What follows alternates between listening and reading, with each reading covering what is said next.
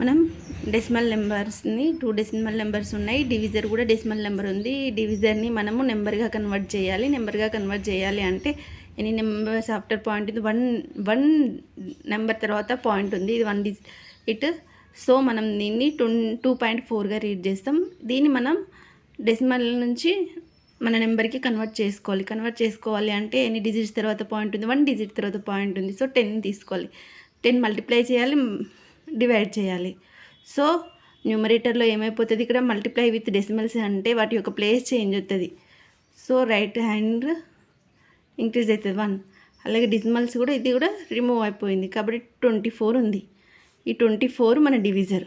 24 divisor అయితే dividend కూడా change అయింది కదా, మనం 10తో మల్టిప్లై చేస్తే డెసిమల్ పాయింట్ ముందుకి మూవ్ అయిపోద్ది.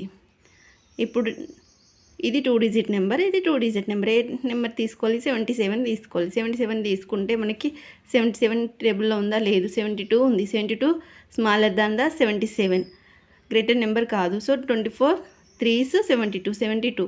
ఇక్కడ డిఫరెన్స్ ఎంత, 5.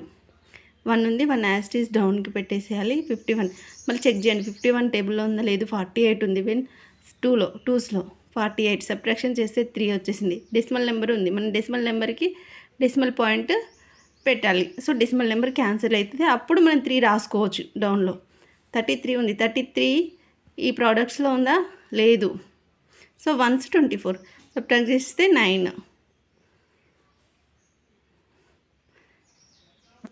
ఇప్పుడు 96 టేబుల్లో ఉందా, ఉంది. 4లా 4s 96.